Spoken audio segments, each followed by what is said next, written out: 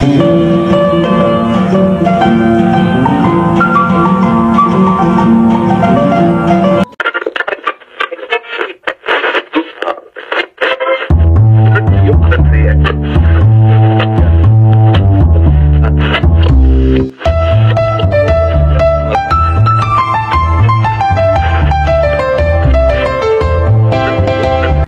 ጥፋቷ የቃተተች ነፍስ በማዕከላዊ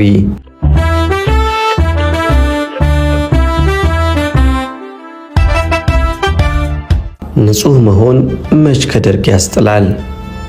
ተሾመ ባዩ የማዕከላዊ ጌታ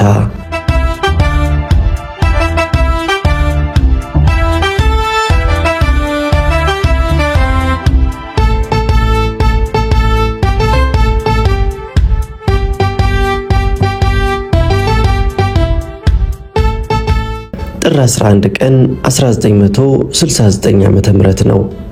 ጥምቀት በዓል እንደመሆኑ ለሽርሽር ወጣ አልኩ። 5 ሰዓት ገደማ ነበር።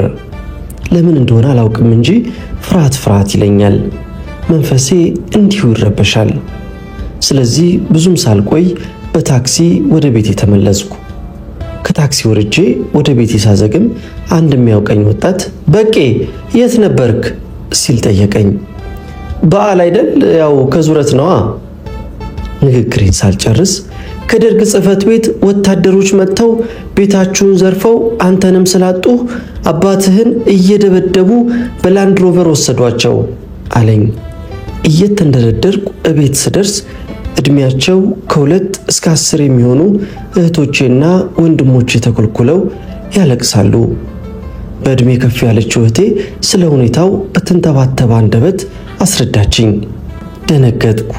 ወደ ቤት ስገባ ቁም ሳጥኖቹ፣ መሳቢያዎቹ ተሰባብረው አየው። ከዕቃዎቹ ቴፑ፣ ጊታሩ፣ የዓይን መነጽር ሳይቀር ደቀዋል። የጠፋው ንብረት ግን በዕለቱ በትክክል አልታወቀም። የደርጉ ቀኝ እጅ ተሾመ ባዩ ነበር ከቡችሎቹ ጋር በመሆን ንብረታችንን የዘረፈው። አባቴን በካቴና አስረው ወዳልታወቀ ስፍራ ወስደውታል። ገረመኝ። ድርጊታቸውም አሳዘነኝ። ምን አጠፋን? ምንስ በደልናቸው? ከደርግስ ጋር ምን አገናኘን? ሁለታችንም የፖለቲካ ሰዎች አይደለንም። እርግጠኛ የሆነ ሰውም አይፈራምና ከአንዱ ያክስቴ ባል ጋር ወደ 4ኛ ክፍለ ጦር አመራው። የለም አሉኝ። እስኪ ደርግ ጽሕፈት ቤትን ጠይቅ ተባብለን ወደዚያ አመራን። እዚያም ባለመኖሩ ወደ ማዕከላዊ ሄደን እንድንጠይቅ ነገሩን። ማዕከላዊ እንደደረስን በሩን አንኳኳን። የፖሊስ ዩኒፎርም የለበሰ አንድ ሰው ወደኛ መጣ። ጌታዬ ሰው ጠፍቶብን ነው ልንጠይቅ ነበር የመጣ ነው አልኩት። ማንም ይባል? መርኔ ገብረ ኪዳን። መቼ ነው የጠፉት? ዛሬ በ5 ሰዓት። አንቱንስ ማን ልበል? ተፈላጊው እኔ ነኝ። አባቴ በኔ ምትክ ነው የተወሰዱት። እንዴት ባንተ ምትክ? እኔ እንጃ። ስምህም ማን ልበል? በቀለ መርኔ። በብጫቂ ወረቀት ላይ ጻፍ አደረገ። ከ5 ደቂቃ በኋላ ከአንድ አጠር ደንደን ያለ ሰው ጋር ብቅ አለ። ኮልት ሽጉጥ ታጥቋል። ኮስታራና አስፈሪ ለመምሰል የሚጥር ይመስላል። ካኪ ሸሚዝና ካኪ ሱሪው ከኮልት 45 ሽጉጡ ጋር ድምቀት ሰጥተውታል። የትኛው ነው በቀለ አለ። እኔ ነኝ አልኩ በጥሞና። ዛሬስ ብላችሁ ራሳችሁ ትመጡ ጀመር አለ በኃይለ ቃል። ምን ማለቱ እንደነበር አልገባኝም። ደገመና እንዴት ራስ ለመምጣት ተገደድክ ሲል ጠየቀኝ። አባቴን ስላሰራችሁትና እኔም ነፃ ሰው ስለሆንኩ ነው ጌታዬ። ማን አባክ ነፃ ነህ አለ? መንግስት ለመገልበጥ እየዶለትክና ህዝብ እየጨፈጨፍክ ነው ነፃ ነኝ የምትለው ሲለኝ ለመጀመሪያ ጊዜ የሰማሁት ነገር በመሆኑ ገረመኝ። ፈገግ አልኩ። በጥፊ መንጋጭላይን አወለቀው። ተንገዳገድኩ። ወደ መመርመሪያው ክፍል አካባቢ ስለነበርኩ አንድ ግዙፍ ጥቁርና ወፍራም ሰው ካቴና ይዞ ብቅ አለ። በምን ኃጢያቴ ነው ይህ ሁሉ የሚደርስብኝ በማለት ጠየቅኩት። እሱን በኋላ እንጠያየቃለን አለኝና የኋሊት ቀፈደደኝ። ከዚያም ተሾመ ባዩ እጄ እንደታሰረለት እንደ ናዝሬት በርሜል በወታደር ጫማው አንከባለለኝ። ሊያውም ሜዳ ላይ ጸጉሬን እየጎተተ በጊዜው አፍሮ ነበርኩ። ቀጥሎም ወደ ቢሮ አስገብቶ መሬት እንድቀመጥ ከጥፊና እርግጫ ጋር ጋበዘኝ። ተቀመጥኩ። የኋሊት በካቴና ታስሮ መቀመጥ አስቸጋሪ ነው። አንገቴን ደፋው። ትተውኝ በሩን ዘግተው ወጡ። ሁኔታቸው በጣም አስገረመኝ። አሁን እንዲያደርጉኝ ኋላማ ምን ሊያደርጉኝ እንደሚችሉ እያሰላሰልኩ ሳለው በሩ ተከፈተ። ተሾመ ባዩ ነበር። ስማ አንተ ቅጥር ነፍሰ ገዳይ፣ ኢህአፓ ልኮ ነው የመጣኸው ወይስ አባትህን ኢህአፓ ባስተማረ ኮማንዶ ልታስፈታው ነው? ኧረ አይደለም ጌታዬ፣ ነፃ ሰው ስለሆንኩና ምንም ወንጀል ስላልሰራው ነው በራሴ ፈቃድ የመጣሁት። እሱስ ሌላ ተልኮ አለ ሲል አንባረቀና በያዘው ኤሌክትሪክ ገመድ እጁን እስኪያመው ወቃኝ። አይን የለም፣ ጥርስ የለም። ያንዳንዱ ሰው ጭካኔ ይገርመኛል። በመጨረሻም ይሄ አደገኛ የኢህአፓ ኮማንዲስት ስለሆነ ካለኔ ትዕዛዝ በማናቸውም ጊዜ ካቴናው እንዳይፈታለት 5 ቁጥር አስገባው አለው። ጥቁሩን ወጠምሻ ጎንበስ ብሎ እጅ ነሳና ፊቱን ወደኔ ያዞረ። እንሂዳ አለኝ በስተግራ በኩል እየመራኝ። ግቢው ጸጥ ብሏል። ሰው ያለበት አይመስልም። ግቢውን ከጊዮርጊስ ቤተክርስቲያን ተነስታችሁ ጎጃም መንገድ ላይ 200 ሜትር እንደተጓዛችሁ በስተቀኝ ታገኙታላችሁ። እዚሁ አዲስ አበባ መሃል ነው። በዚህ ግቢ ውስጥ ባለፈው መንግስት ብዙ አሳዛኝ ድርጊቶች ተፈጽመውበታል። በብዙ ሺህ የሚቆጠሩ ኢትዮጵያውያን የተሰቃዩበት፣ የተገረፉበትና የተገደሉበት ስፍራ ነው። ማዕከላዊ ምርመራ እየተባለ ነበር የሚጠራው። ቤቶቹ በግምት በ2000 ሜትር ካሬ ላይ ያረፉ ሲሆን በጣሊያን ወረራ ጊዜ የተሰራ አንድ ባለ አንድ ፎቅ በስተቀኝ ደግሞ አንድ ሌላ ፎቅ ይገኛል። እስረኞቹን በፈለጉ ጊዜ እንደፈለጉት ለማድረግ ያመች ዘንድም በአብዛኛው ምድር ቤቶች ውስጥ የጽሑፍ ሥራ አይሰራም። እዚያ የሚገኙ ክፍሎች በኤሌክትሪክ ሽቦ ተገርፈው የሚሰቀሉባቸው መስቀያ ቤቶች፣ ከተደበደቡ ወይም ከተገረፉ በኋላ ለማገገም አሊያም ለመሞት የሚቆዩባቸው ማረፊያ ቤቶችና ዘይት ቤት ናቸው። ይህ ክፍል የኤሌክትሪክ ምድጃ ያለው ሲሆን የተለያየ ይዘት ያላቸው መጥበሻዎችና ብረት ድስቶች የተፈላ ዘይት እንደያዙ የሚቀመጡበት ነው። እዚህ የተዘጋጀውን ዘይትም የውስጥ እጆችንና እግሮችንም ለማቃጠያነት ይገለገሉበት ነበር። ባጭሩ ማዕከላዊ የሰው ልጅ ጉዳት ላይ ይጥላል የሚባል ነገር ሁሉ ይገኝ የነበረ ይመስለኛል። መቀስ፣ ምላጭ፣ የጠርሙስ ስባሪ፣ የፈላ ሬንጅ፣ አፍ ውስጥ የሚወተፍ ኳስ፣ በበርሜል የተሞላ ውሃ፣ ሌላም። እኔ እዚህ ግቢ በገባሁት ጊዜም የቴርሙስ፣ የሙዝ፣ የሳህን ድርድር ልክ የዛሬውን ታይዋን ይመስል ነበረ። ያም ሆነ ይህ 5 ቁጥር አስገቡኝ። ከውጪ ምንም ሰው የሌለበት የሚመስለው ክፍል መቀመጫም የለው። ቤቷ 4 በ4 ትሆናለች። ወደ 50 የሚጠጉ እስረኞች ግን አሉባት። አንዱ እስረኛ ብድግ ብሎ ቦታውን በመስጠት አስተናገደኝ። ለጊዜው እስረኞቹ ጸጥ አሉ። ከጥቂት ጊዜ በኋላ ግን ጨዋታቸውን ጀመሩ። ግማሹ ያወራል፣ ግማሹ ተኝቷል። ጥቂቶቹ ከአንድ አካባቢ የመጡ ይመስላሉ። በገርል ፍሬንዶቻቸው ሁኔታ ይሳሳቃሉ፣ ይተቻቻሉ። ግማሾቹ እጄ የኋሊት ስለታሰረና አፈር ላይ ስለተንደባለልኩ ነው መሰል በቀስታ ከንፈራቸውን ይመጡልኛል። አጠገቤ የነበረውን እስረኛ ውሃ ለመንኩት። በፍሊት ክዳን ሰጠኝ። ምን ልትገባ ድገመኝ አልኩት። ደገመኝ። ነፍሴ ትንሽ መለስ አለች። ተሾመ አንድ መዝገብ ከመሳቢያ አውጥቶ ቁጭ አለ። እሱ ወንበር ላይ ነበረ፣ እኔ መሬት። ብዙ በመቀጥቀጤ መቀመጥም አቅቶኛል። ሙሉ ስም በቀለ መረኔ፣ የአያት ገብረ ኪዳን። የተከሰስክበትን ወንጀል ታውቃለህ? አላውቅም ጌታዬ። ምን አባክ ጌታዬ ትላለህ ብሎ ከመቀመጫው ተንደርድሮ በርግጫ አንከባለለኝ። ማቃሰት ብቻ፣ ማጣጣር ብቻ። ቀና በል አለኝ። እንደምንም ቀና አልኩ። እንዴት የተከሰስክበትን አታውቅም? አሁንም ልማድም ይሁን ፍርሃት ሳላውቅ ጌታዬ አላውቀውም አልኩ። አፈጠጠ። አይኑ ሊወጣ የደረሰ መሰለኝ። ምንም ሳይናገር የሆነ ነገር ከተበ። እድሜ 18፣ ስራ ተማሪ ጻፈና መዝገቡን አስቀመጠ። ቁም አለኝ። እንደምንም ተንገዳግጄ ቆምኩ። ገና ምን አይተ አሳይሃለሁ። ከዚያ ይዞን ከቢሮ ወጣ። ወደ ግራ እንድታጠፍ አዘዘኝ። ታጠፍኩ። ገበየው ተጣራ። ገበየው ከቻለ ፈጣሪውን እንደሚለምን አማኝ እጁን ወደ ኋላ ቆልፎ ወደ ክፍሉ ወሰደኝ። እዚያም ወደፊት ስለሚደርስብኝ ስቃይና እንዴት በዚህ ጠባብ ቦታ መተኛት እንደምችል እያሰላሰልኩ ሳለም አንድ ወጣት ቀረብ ብሎ ከዚሁ ከአዲስ አበባ ነው ሲል ጠየቀኝ። አሁን ስሜን ከነገርኩት በኋላም እሺ አባት ቅድም በካቴና ታስረው እያነከሱ የገቡት ናቸው አለኝ። አምጥተውታል ግን የት እንዳለ አላወኩም። ባይኑ ጠቀሰኝና እዚያ ክፍል ነው ያሉት አለኝ። ብረት መዝጊያው ላይ 8 ቁጥር ተጽፏል። እኔ ካለሁበት ክፍል ትይዩ ነው። በኋላ ለሽንት ሲወጡ ታያቸዋለህ አለ። አጫዋች ስላገኘው ልቤን ደስ አለው። አይዞ አለኝ።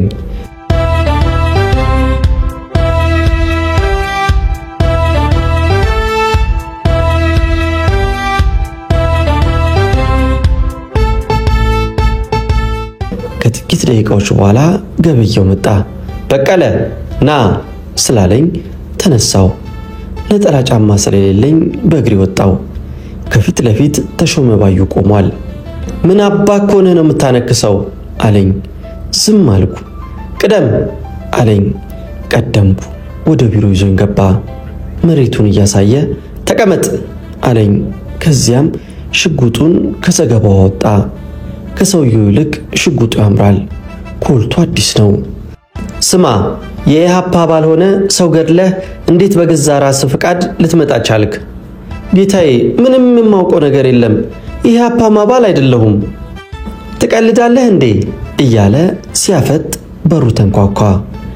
ያ በካቴና እጄን የፊጥኝ ያሰረው ሰው ነው። ይቀልዳል እኮ እባክህ ኢሃፓ አይደለሁም እያለ። ለማንኛውም እስቲ ውሰድና አስተምረው አለው ተሾመ። አስተምረው ማለት በእነሱ ገልብጠው ማለት ነው።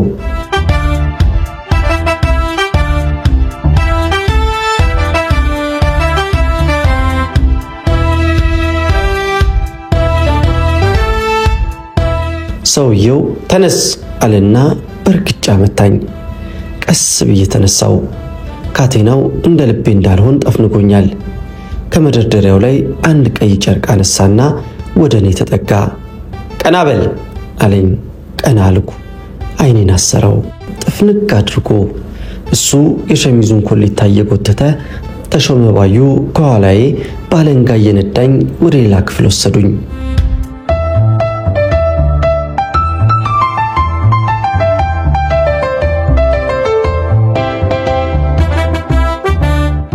ክፍሉ ይከረፋል። የረጋ ደም ይሸተኛል። አይኔ ስለታሰረ የማየው ነገር አልነበረም። ድምጽ ግን ይሰማኛል። አጠገቡ ካለ ክፍል ሲቃ ይሰማል። ኡኡታ፣ ማጓራት፣ ሲቃ፣ የተዳከመ ዋይታ ነው። የራሴን እየጠበቅኩ ለሱ አዘንኩ። ሰውየው በገመድና በእንጨት አጠላልፎ እግሬን ወደ ላይ ሰቀለው። የሚከረፋና ደምደም የሚል ኳስ አፌ ውስጥ ሊከትም ፈለገ። አልገባለትም። ታገለ። በመጨረሻም በእንጨት አፌ ውስጥ ተቀጠቀው። ኳሱ ከአቅሜ በላይ በመሆኑ በአንድ በኩል አፌ ተሰነጠቀ። ተጨነኩ፣ ተሰቃየው። ግርፊያው ተጀመረ። ለመጀመሪያ ጊዜ በጣም ለበለበኝ፣ ፈጀኝ። የንግግር ልውውጥ አልነበረም። በምናፍ 20 ደቂቃ ያህል ድብደባው ቀጠለ። ህሊናዬን ሳትኩ። ገራፊውም ከኔ ይበልጥ የደከመው መሰለኝ። ተሾመ በሩን ከፍቶ ገባ። በድምፁ ለየሁት። ምን ይላል ይሄ አናርኪስት ሲል ገራፊውን ጠየቀው። አንተ እስክትመጣ እየጠበቅኩ ነው። እስቲ ያውጣለት ኳሱን። ኳሱ በስንት መከራ ገብቶ ለሃጭና ደም ሲያረሰው እየተምለገለገ እንዴት ይውጣ? በአንደኛው በኩል በእንጨት ይፈለቀቀው ገባ። በመከራ ወጣ። ውሃ አልኩ በደከማ አንደበቴ። ደሞ እንደተመታ ሰው ይቅለሰለሳል ብሎ ተሾመ ያንከባለኝ ጀመረ። የስቃይን መራራ ጽዋ መቅመስም ጀመርኩ። ልቤ ችግርንና መከራን ለመቀበል ተዘጋጀ። በድብደባው አካሌ ከመዛሉና ከመቅሰሉ በስተቀር መንፈሴ ጠነከረ። ተነስቁም አለኝ ተሾመ። እንዴት ልነሳ? ሰውነቴ በድን ሆኗል። እግርና እጄ ተሰባብሯል። ልብሱን ጎትትና በራፍ ላይ ወሰደው፣ ጓደኞቹ ከዚያ ይወስዱታል ሲል ተሾመ ገራፊውን እንዳዘዘው ያጠብደል ሰውዬ የሸሚዜን ኮሌታ ይዞ ጣውላ ላይ በድኔን እየጎተተ ከክፍሉ አውጥቶ ሜዳ ላይ ጣለኝ። የአይኔን ጨርቅና ገመዱንም ፈቶልኝ ወደ ቢሮ ተመለሰ። ንፋስ ሲመታኝ ጭራሹኑ ራሴን ሳትኩ። ይሄኔ ሁለት ልጆች መጥተው ተሸክመው ወደ ነበርኩበት ክፍል መለሱኝ። ውሃ ሰጡኝ፣ ጠጣው። ሰውነቴ ተጎድቷል። በአፌ መሰንጠቅም ምክንያት ብዙም አላወራም። ተኛው። የክፍሉ ካቦ የነበረ ወጣት ጠጋ ብሎ ቀሰቀሰኝና አይዞህ በርታ፣ እኛም እንዲሁ ሆነን ነበረ። አሁን ተነስና ሰውነትህን አፍታታ፣ እግርህንም እንሽልህ አለኝ። ገበየውን አስፈቀደና ተደጋግፈን ወደ ሽንት ቤት ሄድን። እጄ የዋሊት በመታሰሩ ራሴን ልረዳ አልቻልኩም። ስለዚህም ገላይን አጥቦ ራሴን ለበለጠ ስቃይ እንዳዘጋጅ መከረኝ።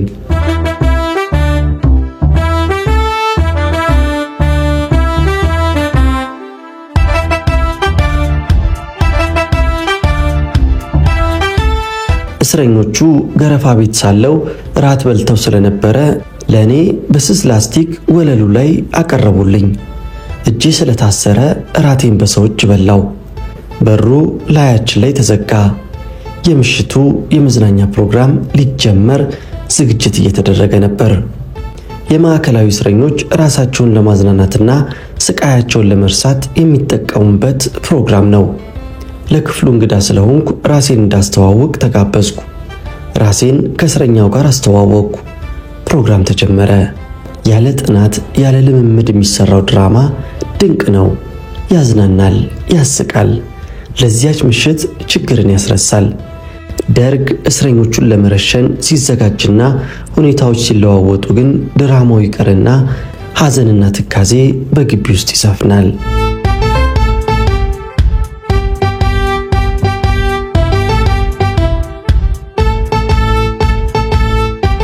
ማዕከላዊ የእስረኞች ህብረት ድንቅ ነው።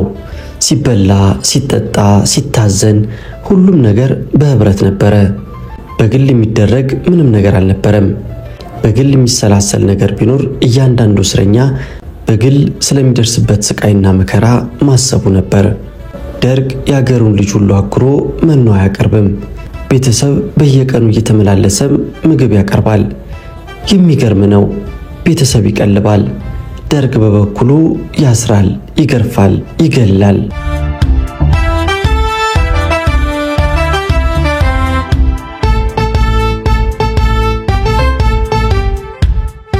መኝታም በፕሮግራም ነበረ። ቤቷም ጠባብ ስለሆነች በየተራ ካልተኙ አትበቃም። ሃና ለተብሎ ሰው በቡድን ይከፈልና ቡድን ሀ በመጀመሪያ ሲተኛ ቡድን ለ ኩርምት ብሎ ተራው እስኪደርስ ይጠብቃል። ካቦ ሰዓቱ ሲደርስ ሃን ቀስቅሶ በቦታው ቡድን ለን ይተካል። ቡድን ሀ በተራው እስኪነጋ ኩርምት ብሎ ይቀመጣል። በመኝታ ሰዓት ማውራት ክልክል ነው። በሰው መብዛትና በሙቀቱ የተነሳ ብርድ ልብስ ከስር ማንጠፍ እንጂ መልበስ አይቻልም። የሲሚንቶ ጣራ እየወረዛ ላያችን ላይ ይዘንባል። መገላበጥ የለም። ለማከክ እንኳን ቦታ የለም። አንድ ሰውነቱ ወፈር ያለ ሰው ለክፍሉ ከተመደበማ እስረኛ ይከፈዋል። እንዲህ ያልፋል ሌሊቱ በመከራ በስቃይ።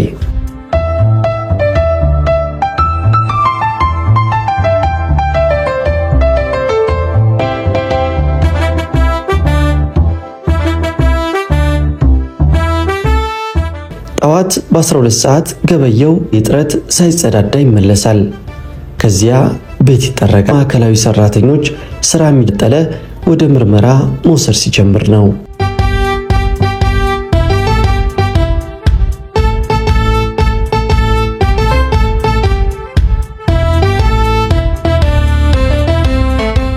ጥር 12 ቀን 1969 ዓ.ም ነው።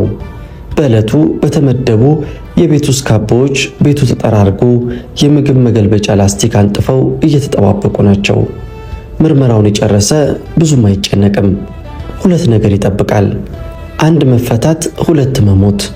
ምርመራውን ያልጨረሰ ግን እየተጨነኩ ሳለ ሰማይ ነበርና በ2 ሜትር ርቀት ገደማ ስራውን ቀጥሏል። ብዙም ሳልቆይ ግን ጓ የሚል ድምፅ ሰማው። ወዲያው ዘራፍ ዘራፍ የሚል ቃል ተከተለ። የአባቴ ድምፅ ነበር። የሳንቃው ኳኳታ ደመቀ። አባቴና ተሾመ ግብ ገጥመዋል። ትንቅንቁ ቀጥሏል። ገራፌ መግረፉን አቆመ። የኔ ስቃይ ጋብ አለ። አባቴ ግን ግቡን ቀጥሏል። የትኛው እንደሚደበደብ አይታየኝም። ሆኖም የጡጫ ድምፅ ይሰማኛል። እዚሁ ትገለናለህ እንጂ አታሰቃየንም ይላል አባቴ በቁጣ። ምን ዋጋ አለው? መመከት የሚችል ልጁ በአባቴ ድፍረት ተናደው አባቴን ጥለው በገመዱን አሰሩ። ከዚያ ጠረጴዛ ላይ እንደወጣ አደረጉ። ቀጥለውም ከጣራው ጋር የተያያዘ ሜንጦ ላይ ሰቀሉኝና በሩን ዘግተው ወጡ። ትንሽ ተንፈራገጥኩና ህሊናዬን ሳትኩ። የሆነውን ሁሉ አላውቅም። ከእንቅልፌ ስነቃ ቀዘቀዘኝ። ያለ ወትሮም ቦታው ሰፋኝ። ከእስር ቤቱ ጠረን ይበልጥ ይሄ ይከረፋል፣ ይገማል። ቀና ብል መብራት የለም። ሰውነቴ ይዝሏል። እጆቼ ሁለቱም አይሰሩም። የት እንዳለሁ ግራ ገባኝ። ለካስ ትናንትና ማታ ሰቅለውኝ እንደሄዱ ናቸው። በእግዚአብሔር ፈቃድ ገመዱ ተበጥሶ ጣውላ ላይ ተዘርሬ ተኝቻለሁ። የነጋ አይመስለኝም። የሰው ድምፅም አይሰማም። ለመጀመሪያ ጊዜ ከታሰርኩ ጀምሮ በደንብ አሰብኩ። አምፅ አለኝ። ልቤ ተነስ አለኝ። ቀስ ብዬ ተነሳው። እንደምንም ቆምኩ። ክፍሉ ጨለማ ነው። እጄ አሁንም የፊጥኝ ታስሯል። መዳሰስ አልችልም። ግራ ገባኝ። በጭንቅላቴ ግድግዳውን ማሰስ ጀመርኩ። መስታወት ብጤ የሆነ አገኘው። በቴስታ ገጨሁት። ተሰበረ። መስኮት መስሎኝ እፎ ያልኩ። ግን እንዴት ልውጣ? ሰውነት ይዝሏል። እጄ የኋሊት ታስሯል። ግራ ገባኝ። ክፍሉን ማሰሴን ቀጠልኩ። ጠረጴዛ አገኘው። በምን እጅ ይነሳ? በእግሬ መሳብ ጀመርኩ። ግን አቅም ጠፋ። እንዴት ይነቃነቅ?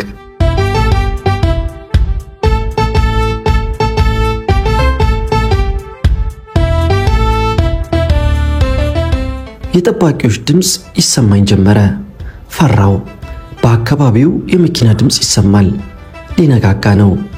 ቀዳሚና ትጉህ የደርግ ሰራተኛ ተሾመ ባዩ መምጣቱ እንደማይቀር ገመትኩ። ለሥራው ቅልጥፍና ሲባልም ለተሾመ ግቢው ውስጥ ቤት ተሰጥቶታል። የተወረሰ ቪላ ነው። በግንብ አጥር ከማዕከላዊ ጋር ይለያያል።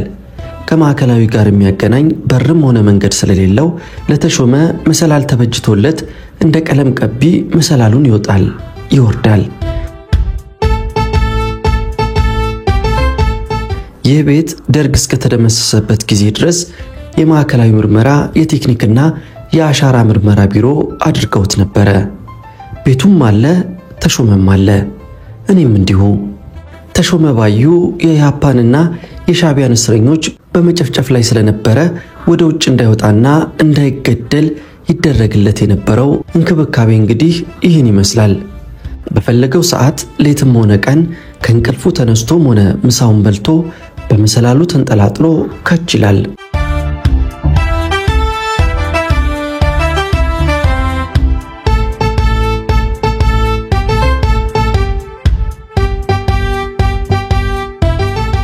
ሉካንዳ ቤት ውለታቸው ታስቦ ተሾመ ባዩ መቶ አለቃነትን ሲሾም ቪላ ቤቱ ደግሞ ቤጅ ቀለም ተቀብቷል። አሁንም አለ። ከውጪ የሰው ኮቴ ሰማው። የኮቴው ድምፅ እየተቃረበ በመጣ ቁጥር ሰውነቴ ይርዳል። መቃረቡ አልቀረም። ደረሰ። በሩን ከፍቶ አንድ ሰው ገባ። በድምፅ ለየሁት። ያው ጉደኛ ነው። አለህ እንዴ አለኝ በማፌዝ። መልስ የለም። ዛሬን ረፍና አሳይሃለሁ። ቀሪውን ገመድ ፈቶልኝ ተነስና ውጣ፣ ታውቀው የለም መንገዱን አለኝ። አውቀዋለሁ ብዬ ፊቴን ሳላዞር ቀስ እያልኩ ወደ ክፍሌ ያዘገምኩ። መድረስ አይቀርም ግቢ ስገባ ገበየሁን ራሱን ገረመው። የገደሉኝ መስሎት ነበርና ወደ ክፍሌ ያዘገምኩ። 5 ቁጥር ስደርስ እስረኛው ማታ ወጥቼ ጠዋት በመመለሴ ተደሰተ። ግማሾቹ ገድለውታል ብለው ሲያዝኑ፣ ቀሪዎቹ ግን ተስፋ አልቆረጡም ነበር። አጽናኑኝ።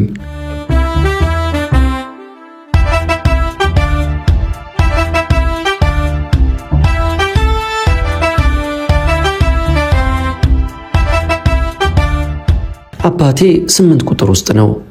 ክሊኒክ እየተመላለሰ ይታከማል። ሲሄድና ሲገባ ያዋለው እየተደገፈ ይወጣል፣ እየተደገፈ ይገባል።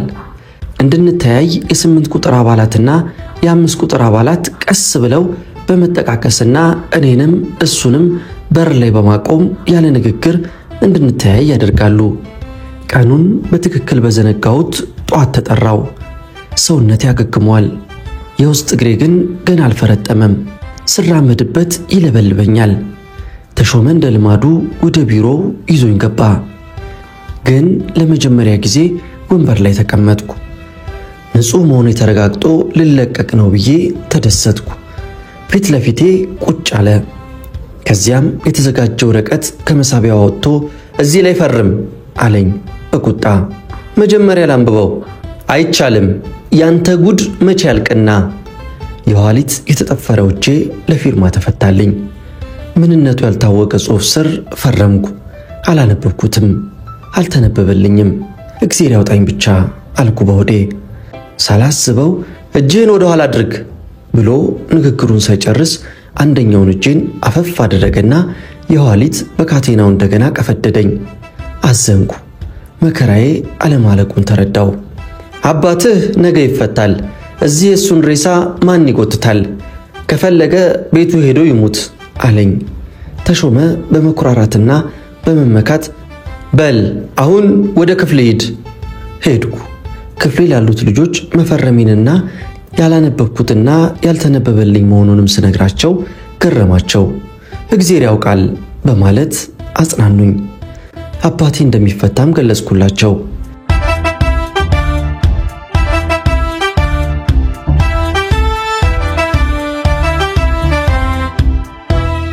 ለአባቴ የ8 ቁጥር አባላት ከፍተኛ እንክብካቤ ያደርጉለታል።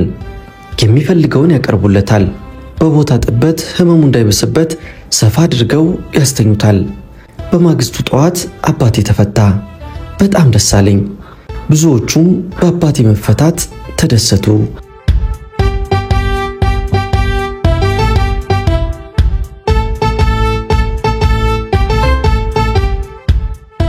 የካቲት 3 ቀን 1969 ከምሽቱ 1 ሰዓት ገደማ ተሾመ ባዩ ራሱ የ5 ቁጥርን በር ከፍቶ ወሰደኝ። ዛሬም እንደወትሮ የክፍሌ አባላት በማታ ተጠርቼ በመውጣቴ ደነገጡ። እኔም ያለ ወትሮዬ ደነገጥኩ። ቅደም አለኝ። ቀደምኩ። ቢሮ አስገብቶ እንድቀመጥ አዘዘኝ። ክፍሉ ውስጥ አንድ ሌላ ሰው አለ። እንደኔ እጁ የፍጥኝ አልታሰረም እንጂ እስረኛ ይመስላል። ማዕከላዊ ዋናው የእስረኛ ምልክት ነጠላ ጫማ ነውና ወደ እግሩ አይኔን ወርወር አደረግኩ። ባለ ነጠላ ጫማ ነው። እንደኔው እስረኛ መሆኑ ነው።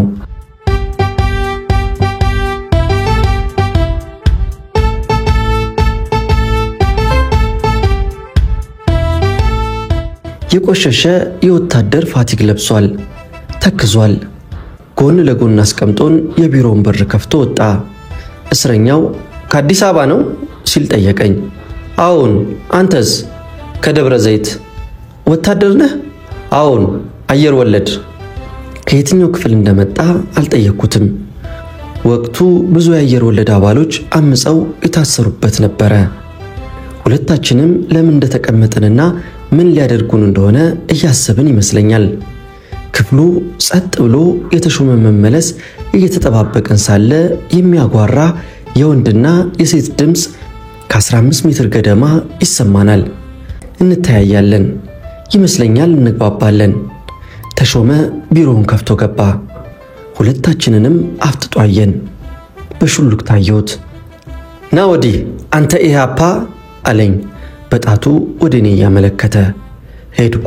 ዙር አለኝና ካቴናዬን ፈታልኝ። ደስ አለኝ። የኋሊት ለ22 ቀናት ተጠፍሮ የነበረ እጄ ዛሬ መደበኛ ቦታው ተመለሰ። ግን ፈራው። አንደኛ መሽቷል፣ ሁለተኛ ያለ አንዳች ምክንያት እኔና ይህ እስረኛ አልተጠራንም። አንድም ግርፍ አለ፣ ካልሆነም ሞት ነው ብዬ በሙሉ ደመደምኩ። ቀይ ጨርቅ አንስቶ አየር ወለዱን ቁም አለውና አይኑን ጥፍንቅ አድርጎ አሰረው። ሲጨርስ ወደ እኔ ዞር ብሎ ጠራኝና የኔንም አይን ድርግም አድርጎ አሰረው። እጄ ተፈቶ አይኔ መታሰሩ ገረመኝ። ለግርፍ ቢሆን እጄ ባልተፈታም ነበረ።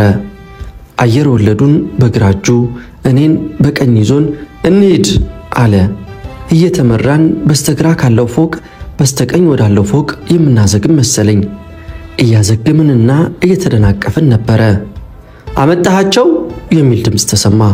አዎን እነዚህ ናቸው ሻልሻል የሚሉት፣ ሊያወሩ የሚችሉም አይደሉም አለ ተሾመ መልሶ። አሁንም ገረመኝ። አሁንም ወደ ውስጥ እየመራ ወስዶ አንድ ክፍል ከፍቶ አስገባን። ክፍሉ ይከረፋል፣ በጣም ይከረፋል። በቅድሚያ የኔን አይን ፈታልኝ፣ ከዚያ የጓደኛዬን።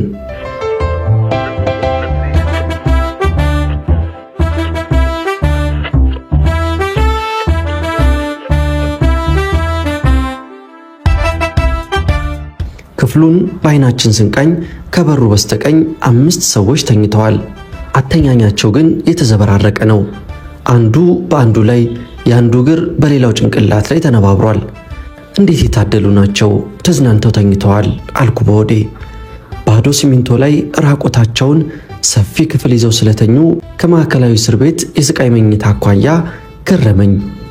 ከነሱ ጋር እንድንሆን ያመጡኝ መስሎኝ ተደሰትኩ። ቀጣዩን የእስር ጊዜ ግርፉን ባይቀር በምቾት ተኝቼ የማሳልፍ መሰለኝ። ከኔ ጋር የነበረው እስረኛ እንዲሁ ስለገመተ ይመስለኛል ፊቱ ፈካ ብሏል።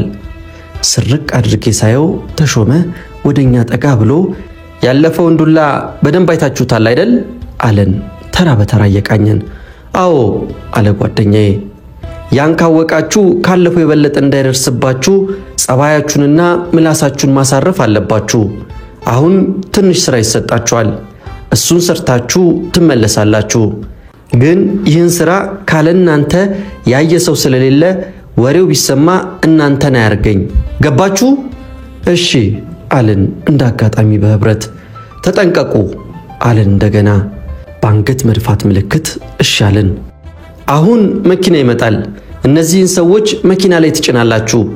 እንደናንተ ጸረ አብዮተኞች ስለሆኑ እርምጃ የተወሰደባቸው ናቸው። በእጅጉ ደነገጥኩ። ሰውነቴ ቀዘቀዘ።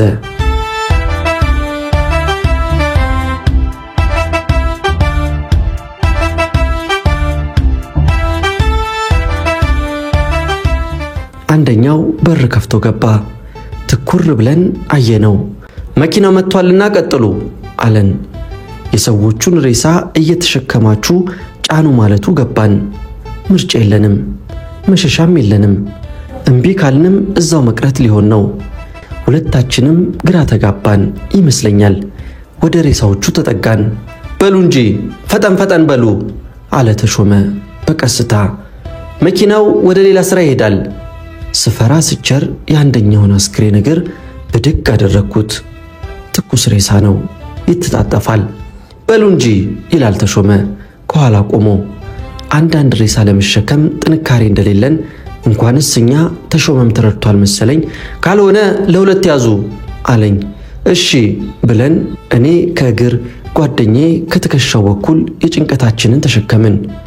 በተሾመ መሪነት መብራት በሌለው ኮሪደር እየተደናበርን ወደ ውጪ ይዘን ወጣን።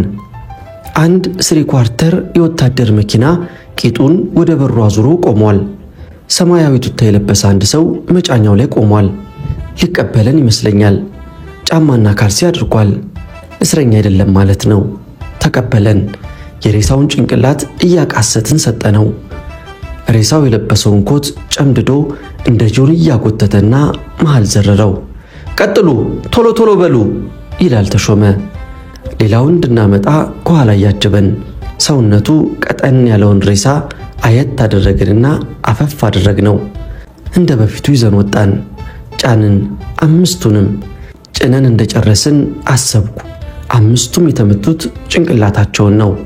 ያንደኛውማ ተፈረካክሶ ለመሸከም ሁሉ አስቸግሮን ነበረ። በሳይለንሰር ወይም ድምጽ በማያሰማ ሽጉጥ የተጨፈጨፉ ዜጎች ናቸው። እድሜያቸው ከ30 እስከ 40 ባለው መሃል የሚገኙ ሲሆን ባለባበስ ብቻ መገመት ያስቸግራል እንጂ ሁሉም የተማሩና ከየቢሮ ታፍሰው የታረዱ ይመስለኛል። ጭነን ከጨረስን በኋላ መኪናው ወደ ውጭ ወጣ። እኛም ተመልሰን ሬሳው ክፍል ገባን። እንግዲህ ይህን ወሬ ከሌላ ቢሰማ የዛሬውን አይታችሁ የእናንተንም ገምቱ አለ ተሾመ። ደግሞ ውስጥ ሰላዮች አሉን፣ ሳይውል ሳያድር እንደርስበታለን እያለ አስፈራራን። መቼም አያወሩም፣ የነገ ባለ ተራ ናቸው ብሎን ይሆን? ይህንን ጉድ ከኛ ጋር ሊቀብረው ፈልጎ ሲሆን?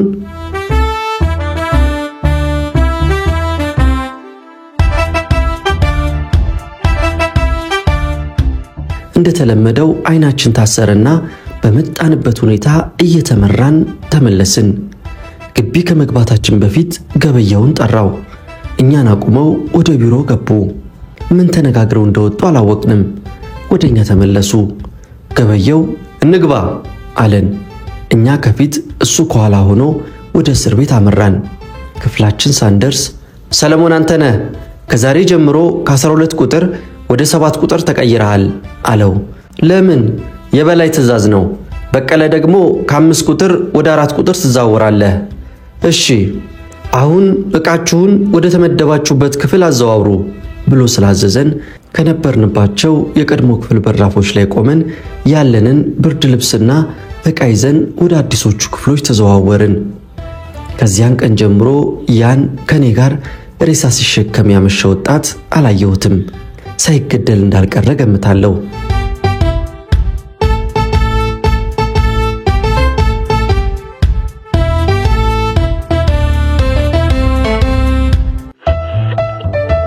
በምሽት ከክፍል ወደ ክፍል የመቀየሬ ነገር አስገርሟቸው የአዲሱ ክፍል አባላት በአንክሮ ይመለከቱኛል። ለሽንት ሲያልፉ ሲያገድሙ ስለሚያዩኝ እንግዳ አልሆንኩባቸውም። ለክፍሉ ግን እንግዳ ነኝ። ሁሉም ነገር በፊት እንደነበርኩበት ክፍል ነው። ልዩነት የለውም። ከእስረኞቹ በተጨማሪ ምርጥ የእስረኛ ጆሮ ጠቢዎች ያሉበት ክፍል በመሆኑ ጥብቅ ጥንቃቄ እንዳደርግ በዚያን ወቅት እንደኔ አባት በልጃቸው የተነሳ የታሰሩት ሻለቃ ጌታነህ ደምሴ ጠጋ ብለው በሹክሹክታ መከሩኝ። ሻለቃ ጌታነህ ደምሴ ከናዝሬት ልጃቸው በመጥፋቱ በልጃቸው ምትክ የታሰሩ አባት ጡረተኛ ነበሩ።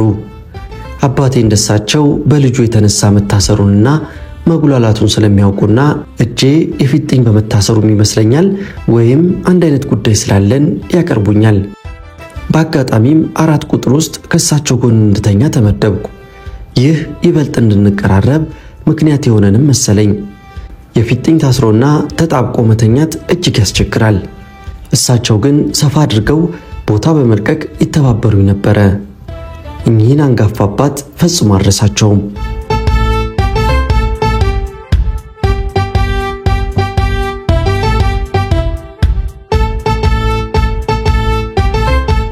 የ4 ቁጥር እስረኞች እንደ 5 ቁጥር እስረኞች ሁሉ ከ50 አይበልጡም።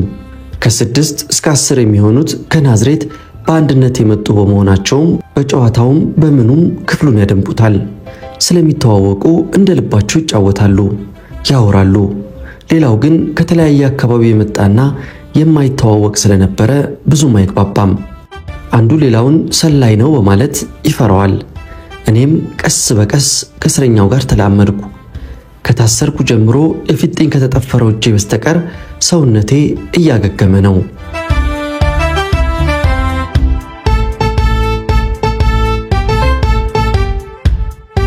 የካቲት 19 ቀን 1969 ዓ.ም ቅዳሜ ዕለት እስር ቤት ውስጥ የተለመዱት እንቅስቃሴዎች ሲደረጉ ውለዋል። እስረኛው በየክፍሉ ሲጫወት ሲሳሳቅ ዋለ። በእስረኛው ግምት የሰላም ቀን ሆኖ የሚያልፍ ይመስላል። ወደ 9 ሰዓት ገደማ ግን የቀኑ ሁኔታዎች ተለዋወጡ። ፍርሃት ሰፈነ። ሁሉም አቀረቀረ። ሁሉም ከሚቀርበው ጓደኛው ጋር መንሾካሾክ ጀመረ። በምን እንደተሰማ ባይታወቅም ግድያ እንደሚካሄድ ውስጥ ለውስጥ ይወራል። መጠቃቀስ፣ መንሾካሾክ በረከተ። የተፈራው አልቀረም። ከወትሮው በጊዜ ራት እንዲበላና በጊዜ በር እንዲዘጋ በገበየው በኩል መልእክት ተላለፈ። ግማሹ እስረኛ ሲተክዝ፣ ቀሪው ተስፋ የቆረጠ ይመስላል። በየክፍሉ ራት መብላት ተጀመረ። በዚያን ዕለት ከ4 ቁጥር አባላት ከኔ በስተቀር ራት የቀመሰ ያለ አይመስለኝም። በመጣበት አኳኋን በላስቲክ ተጠቅልሎ ተመለሰ። የእስረኛው ትካዜና ፍርሃት እያየለ መጣ። የምሽት ፕሮግራሙ ቀርቶ በምትኩ ዝምታና ጸጥታ ሰፈነ። ጊዜው እየመሸ ነው። ግቢው ከዳር እስከ ዳር ጸጥ ስላለ እስረኛው የሚቀጥለውን በትዕግስት ይጠባበቃል። ወደ 2 ሰዓት ግድም የሰው ኮቴ ተሰማ። ገዳዮቹ ወደ እስር ቤት እየገቡ ነው። ቀጥሎ ከየክፍሉ ሰው ማውጣት ተጀመረ። ከ7 ቁጥር፣ ከ6፣ ከ5፣ ከ9 ቁጥር እስረኞች እየታነቁ ተወሰዱ። ከዚያም የ4 ቁጥር ተከፈተ። ጣረሞቱ ተሾመ ባዩ ነበረ። ቁራጭ ወረቀት ይዟል። በሩን ሲከፍት እስረኛው ተደናገጠ። እከሌ እከሌ እከሌ። 4ኛው ላይ በቀለ መርኔ ብሎ ጠራኝ። ወደ ሞት አምጻለኝ ልቤ። አንድ እጄ ልሙት የሚል ሐሳብ መጣብኝ። ግን እንዴት? እጄ እንደታሰረ ነው። እላይ ላይ ያለችው አንድ ቀይ የስፖርት ቡታንታ ብቻ ናት። ወደ ሞት የሚጓዝ ሰው ልብስ ምን ያደርግለታል? ብርድስ ምን እንዳያደርገው? ወጣው። ኮሪደሩን ወርጄ ልክ ተሾመ ቢሮ ፊት ለፊት ስደርስ ከየት እንደመጡ አላውቅም፣ በቲራ ቀይ አሸዋማው ሜዳ ላይ ዘረሩኝ። ከ3 ይበልጣሉ እንጂ አያንሱም። የኋሊት ከመታሰሬ በተጨማሪ አፌንም በገመድ ተለጎምኩ። አይኔም ታሰረ። ከወደኩበት ተሸክመው አንድ መልኳንም ማላያት መኪና ላይ ወረወሩኝ። ግን መሬት አላረፍኩም። ከኔ ቀድመው ለሞት የመጡ ሰዎች ስለነበሩና መኪናው ላይ ተዘርረው ስለነበረ እነሱ ላይ ተኛው። ከኔም በኋላ ሰዎች እየተጫኑ ነበር። ግማሹ ያቃስታል፣ ግማሹ አፉ ታስሯል፣ ግማሹ አፉም አይኑም ታስሯል። ግን ሁሉም ተጭነው የመኪናው በር ተዘጋ። መኪናው ጉዞውን ቀጠለ። መኪናው በመንገድ ላይ እየተጓዘ መዝሙር ይዘመራል። ፋሽስቱ ደርግ ሊገድለን ነው፣ ሰፊው ሕዝብ ያሸንፋል፣ ሌላም እየተባለ መፈክሩ ተጧጧፈ።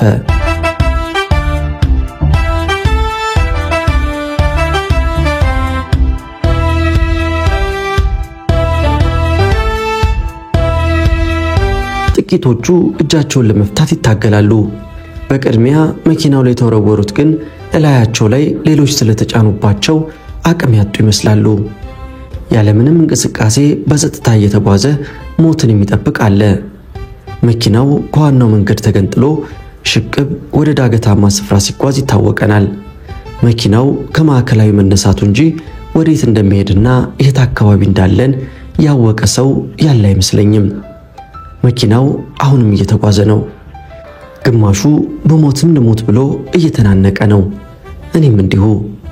አንድ የማላስታውሰው ልጅ የመኪናውን መስታወት ሰበረው። መኪናው ጨለማ አካባቢ የደረሰ ይመስለኛል። የመጀመሪያው ሰው ዘለለ። የኋላ ሸት ሸዋ ታጠቅ ነበረ።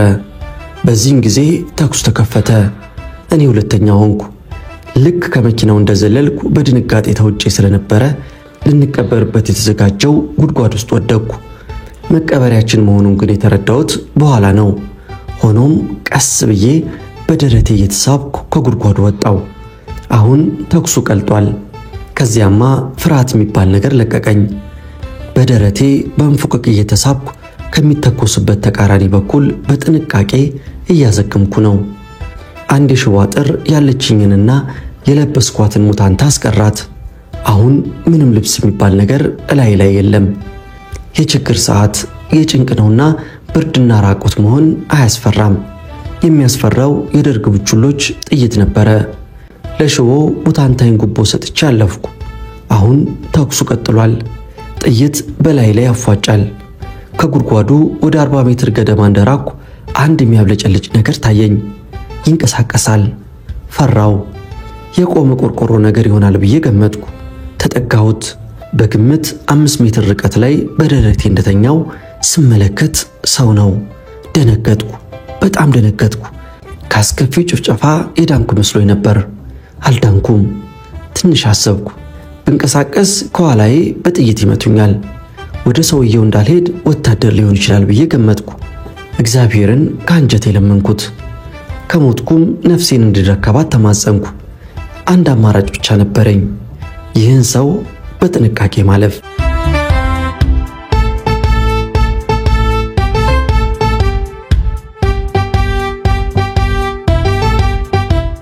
ወደ ኋላ መመለስ ወይም አቅጣጫዬን መቀየር ግን አደገኛ ነው። የሚያብለጨልጨው ነገር አሁንም ይታየኛል። አሁን የመጨረሻ ውሳኔ ወሰንኩ። በዝግታና በጥንቃቄ በደረቴ ተስቤ ሰውየው ጋር መድረስ። ከዚያ ወታደር ከሆነ መዋደቅ፣ ሲቪል ከሆነ መለማመጥ፣ ካልሆነም መዋደቅ። ከሁሉም አቅጣጫ ሞት አፍጧል። ያለው ምርጫ ይኸው ብቻ ነው። እየተሳብኩ አዘገምኩ። ሰውየው የሚያየው ወደ ተኩሱና እስረኛ ወደ ጫነችው መኪና እንጂ የመሬቱን ጉድ አላየም። 2 ሜትር ገደማ እንደተጠጋሁት ብመለከት ጠመንጃ ያነገበ ወታደር ነው። ለካስ ዙሪያው ተከቦ ኖሯል። በቃ አለቀልኝ አልኩ። እስካሁን ግን አላየኝም። ራሴን አዘጋጅቼ መንፈሴን አረጋጋውና ከ2 ሜትር ያነሰ ሲቀረኝ እንደ ነብር ተምዘግዝጌ ያስኩት። ሲደነግጥ ይታወቀኛል። ተናነቅን። የሞት ሽረት ትንቅንቅ። ወደቀ። እኔ ከላይ ሆንኩና ምላጭ አላስነካም አልኩ። መሳሪያውን ነጥቃለሁ ብዬ ስታገል ሆዴ በሳንጃ ተወጋ። ያኔ ግን አልተሰማኝም። እስከ ጭራሹም አልታወቀኝም። በማግስቱን ያወቅኩት። በመጨረሻ መሳሪያውን ነጠቅኩት። ወታደሩ ወደቀ። ጭንቅላቱን በሰደፍ ወቃሁት። የጦር ዱላ ስለሆነ በዛው ተዘረረ። መሳሪያ እጄ ገባ። ጥይት ይኑረው አይኑረው ግን ገና አላየሁም። ከወደቀው ወታደር ከ50 ሜትር የበለጠ ራቅኩ። አንድ ቁጥቋጦ ስር ለጣልኩ። ሰንሰል ይመስለኛል። በሰፊው ተነፈስኩና ለዛን ዕለት ከሞት መዳኔን አረጋገጥኩ።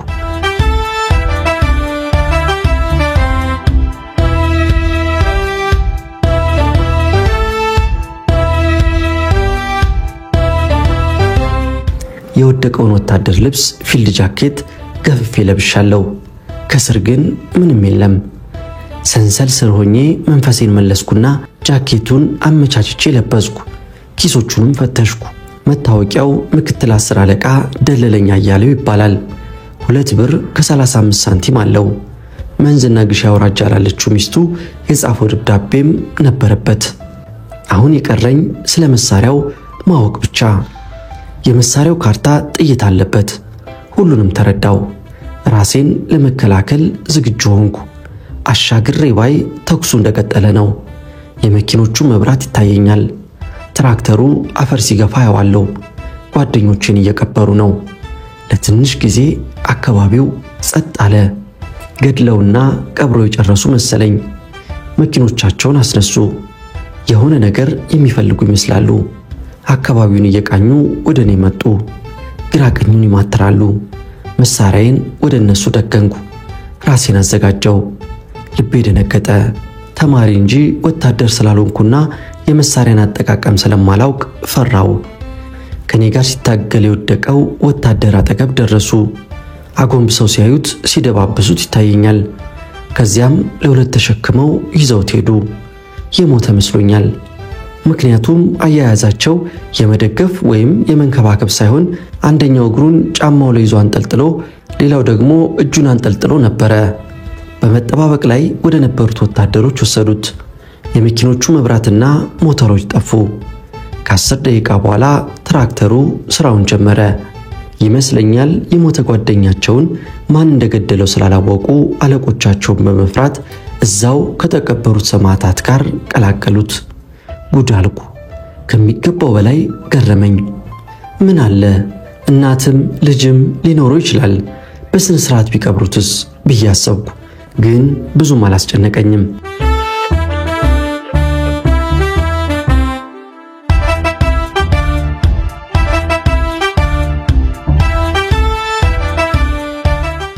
መዳኔን ስላረጋገጥኩ እነሱ ከዚያ ከመነሳታቸው በፊት እግሬ ወደ መራኝ አዘገምኩ። እስካሁን የት እንዳለሁ አላውቅም። አካባቢው ጫካ ነው። አልፎ አልፎ ቤቶች ይታዩኛል። ኮረኮንች መንገድ አገኘው። እሱን ይዤ ጉዞዬን ቀጠልኩ። የያዝኩት መሳሪያ ቶምሰን ነው። እንኳንስ እንደኔ ሰውነቱ በድብደባ ለተጎዳ ቀርቶ ለደህነኛውም የሚከብድ ይመስለኛል። አንገቴ ላይ አንጠለጠልኩት። እንደ ደርግ ጠባቂዎች አነገትኩት። ድፍረትና አመጽ በልቤ ተጫረ። ተመልሼ ማዕከላዊ ተሾመ ባየን ልበቀለው ከጀልኩ። አሁን ኮረኮንቹ አልቆ አስፋልቱ ታየኝ። ቦታውን በትክክል አወቅኩት። ከሌሊቱ 6 ሰዓት ይሆናል። አካባቢውን ስቃኝ መኪና ተከታትሎ ሲመጣ አየው። አንድ መንታ መንገድ ላይ ያለ አጠና መሸጫ ከለላ ያዝኩ። መኪኖቹ እየቀረቡ መጡ። ከፊት መትረየስ የጠመደች ጂፕ ቀድማለች። ከኋላ ተጨነንባት የነበረችው ብረት ለበስ አረንጓዴ መኪና ትከተላለች። የኛ ጌቶች ገድለው ቀብረው መመለሳቸው አይደል አልኩ በሆዴ። ሰውነቴን አንቀጠቀጠኝ፣ አንዘፈዘፈኝ። ሰውነቴ የተለወጠና እኔነቴን የሳትኩ መሰለኝ። ልበቀላቸው ወሰንኩ። መኪኖቹ እየተቃረቡ ስለሆነ ውሳኔው አንድ ሆነ። ጠበንጃዬን ወደ ጂፑ አነጣጠርኩ። ከለላ ወደ ሰጠው ታጠና ስር ለሻልኩ። ጂፑ ቀረበኝ። የ20 ሜትር ርቀት ይመስለኛል። መትረየስ ወደ ጠመዱት 2 ሰዎች አነጣጠርኩ። ቃታ ሳብኩ። ተንጣጣ። ሰዎች ሲወድቁ ይታየኛል። ቀሪዎቹ ወደ ሰማይ፣ ግማሹ ወደ ግራ፣ ሌላው ወደ ቀኝ እየተኮሰ ይሸሻል። ለጥ አልኩ። ከየት እንደተተኮሰ አላወቁም። ጸጥ አልኩ። ምላጭ አልሳብኩም። ጠመንጃው ጥይት ይኑረው አይኑረው አላወቅኩም። ከ10 ደቂቃ በኋላ ወደ መኪኖቻቸው ተመለሱ። መትረየስ የጠመደችው ጂፕ ፊት ለፊቴ ስለነበረች በደንብ ትታየኛለች። ወደ ጂፑ አዘገሙ። እኔም እየተሳብኩ ቦታ ቀየርኩ። ትንሽ ራቅ ወዳለና ወደ ሰፈር ውስጥ መግቢያ አስፋልት ዳር አንድ ቆርቆሮ ግቢ ስር ተኛው። 2 ሰዎች ተሸክመው ኋላ ያለው ጂፕ ላይ ጫኗቸው። እንደገና ወደ ኋላ መኪኖቻቸውን አስነስተው ተመለሱ። ከጓደኞቼ ጋር ሊቀላቅሏቸው ይሆን?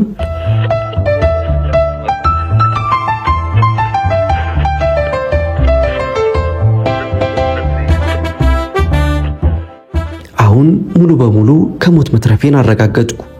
ግን መሳሪያውን ይዤ መንቀሳቀስ አልችልም። አብዮት ጠባቂዎች ሲዘዋወሩ ያገኙኛል የሚል ፍርሃት አደረብኝ። ግን አልነጋም። ጉዞዬን ጀመርኩ። ፊት ለፊቴ ምስራቅ አጠቃላይ ትምህርት ቤት የሚል ጽሑፍ ታየኝ። በዛው በኩል ቁልቁል አመራው። ጠመንጃ ይዤ ከተገኘው ያለ ጥርጥር እገደላለሁ። ስለዚህ እያሰላሰልኩ ምስራቅ አጠቃላይ ትምህርት ቤት ፊት ለፊት ወዳለው ድንጋይ ማውጫ ቢጤ አይኔ ያረፈ። እዚያ ውስጥ ልጣለው ብዬ አሰብኩ። መጀመሪያ ግን ቃታው ጥይት እንዳለው አረጋገጥኩ። 2 ጥይቶች አሉት። ለባለውለታዬ ቶምሰን ምን ውለታ እንደምውልለት እያሰብኩ አንድ ላይ ከካርታው ጋር ከጣልኩት አደገኛ መሆኑን አሰብኩና ካርታውን ከዋናው ጠመንጃ አላቀቄ ቃታውን ድንጋይ ስር፣ ጠመንጃውን ድንጋይ ለማውጣት ከተቆፈረው አፈር ውስጥ ቀበርኩት።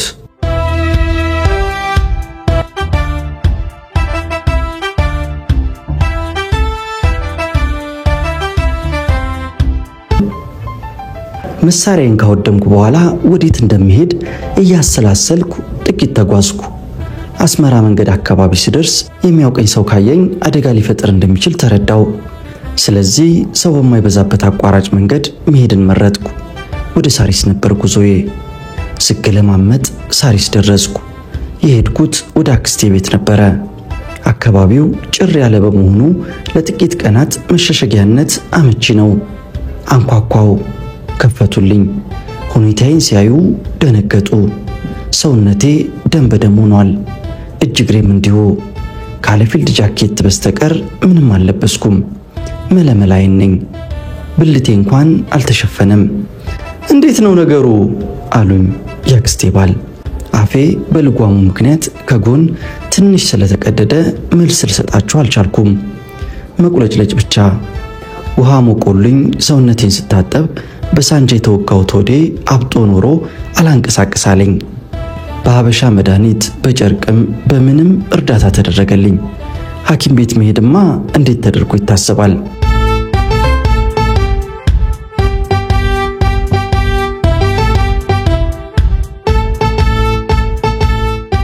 በዚያን ዕለት ወላጅ እናቴ ወይዘሮ አሰለፈች መንገሻና እህቴ ሰላማዊት እንደወትሯቸው ማለዳ ላይ ስንቅ ይዘው ማዕከላዊ ቢሄዱ ቀሪውን ልብሴን አስረከቧቸው። የልጇን ማረፍ ሜዳ ላይ የተረዳች እናት ምን መሆን እንደምትችል እንግዲህ አንባቢው ራሱ ይፍረደው። ኡኡታው ቀለጠ፣ መንከባለል ሆነ። ጥበቃ ላይ ተሰማርተው የነበሩት ወታደሮች አስፈራርተው እየገፋፉ አባረሯት። እኔም ግን የሁኔታ እንደሚፈጠር ገምቼ ስለነበረ እናቴን የሚጠብቅ ቃፊር ወደ ማዕከላዊ ልኬ ነበርና እየገፋፋ ከግቢው አውጥቶ ምንም ማድረግ ስለማይቻል ሐዘኗን መቻል እንዳለባት እያስረዳት ወደ ቤት ጉዞ ጀመሩ። ቃፊሬ ወደ ጆሮዋ ጠጋ ብሎ በሹክሹክታ ልጅሽ ተርፏል፣ አትዘኚ አላት። እናቴ እንደገና ተደናገጠች። ህልውናዬን ራሷ ማረጋገጥ ስለፈለገችም ሳሪስ ከቻለች። ስታይኝ አፌ አብጧል፣ አይኔም አንዳች አክሏል። ሰውነቴን ብትዳብሰው ጎኔ ተነርቷል። እየየዋን አቀለጠችው። ስለ ገጽሷት ግን ዝም አለች። ሆኖም አሁንም መናገር ስለሚያዳግተኝ እንዴት ላመልጥ እንደቻልኩ ያወቀ የለም። የሚስጥር ቦታ ማንም እንዳይገባ ተደርጎ 2 ቀን ካገገምኩ በኋላ ግን አፌ ትንሽ መላወስ ጀመረ። ሁኔታውን ሳስረዳቸው ይበልጥ ደነገጡ። ለራሳቸው ደህንነት የሰጉ መሰለኝ። ስለዚህም ማንኛውም ቤተሰብ ስለኔ እንዳያውቅ ተደረገ። ጥርጣሬ ለማስወገድም ሆን ተብሎ ለቤተሰብ መርዶ ተላለፈ።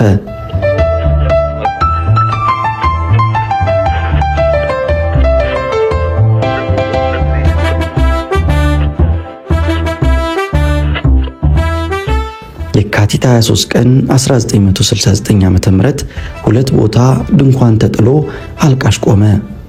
አንደኛው ድንኳን በከፍተኛ 18 ቀበሌ 36 በአባቴ ቤት የቆመ ሲሆን ሁለተኛው ደግሞ ከፍተኛ 14 ቀበሌ 07 በሚገኘው የእናቴ ቤት ተተከለ። ፎቶዬ በትልቁ ተዘጋጀ። አልቃሾች ወጣትነቴን፣ መልካም ቁመናዬን እያነሱ ዘመድ ወዳጁን አስለቀሱ። እድሮች ገንዘብ አወጥተው ሰጡ። እንግዲህ በዚህ መልኩ በቀለ መሪን የሚባል ሰው ከምድረ ገጽ መጥፋቱ ተረጋገጠ።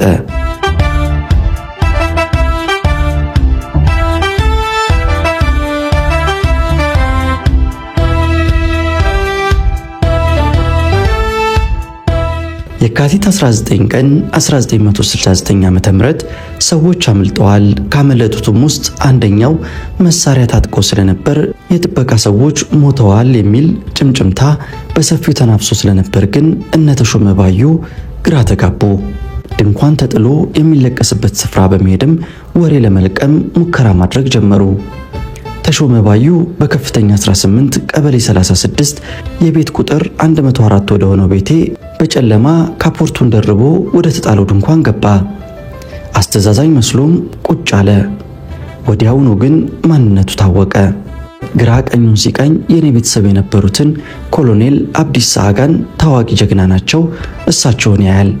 በሱ ቤት ጀግና ማለት ወንድሙንና ወገኑን የሚጨፈጭፍና አሳልፎ የሚሰጥ ነውና ይተባበሩኛል በሚል ቃና በማግስቱ ማዕከላዊ ለሥራ ጉዳይ ስለሚፈለጉ እንዲመጡ ይነግራቸዋል። ከዚያም ድንኳኑን ጥሎ ይወጣል።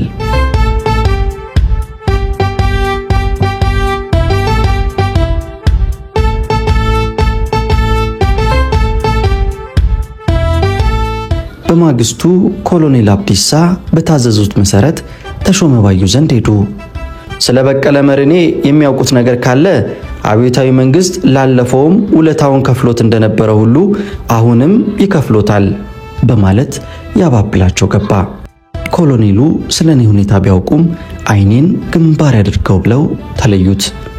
ጀግና ማለት እንዲያ ነው።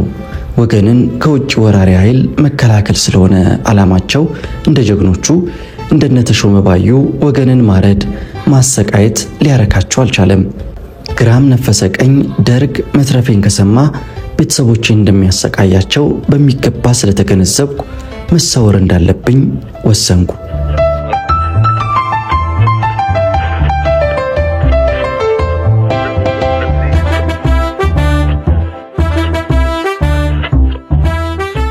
በቅድሚያ አብዛኛው ሰው በልብስ የሚያምን ስለሆነ አለባበሴን ብቀይር ከብዙ ነገር ሊከላከልልኝ ይችላል የሚል እምነት አደረብኝ። ለአጎቴ ይህንን ስነግራቸው ስለተስማሙ ቁምጣ ሱሪ፣ እጀ ጠባብ በረባሶ ጫማና ኬሻ ባርኔጣ ተገዝቶልኝ መጣ። ብዙም እንዳልታወቅ ያደፈ አሮጌ ነጠላ ተፈልጎ ተሰጠኝ። ባረማመዴም ባለባበሴም ጥሩ ገበሬ ለመሆን ሞከርኩ። ተሳካልኝ። ይህ በሆነ በማግስቱ ነው እንግዲህ ወደ ገጠር የተጓዝኩት።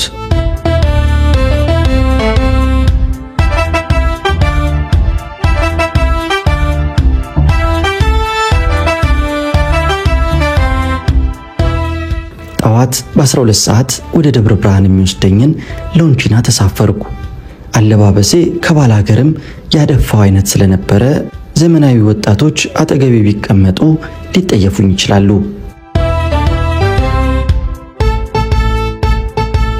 ሚያዝያ 1969 ዓ.ም ነው።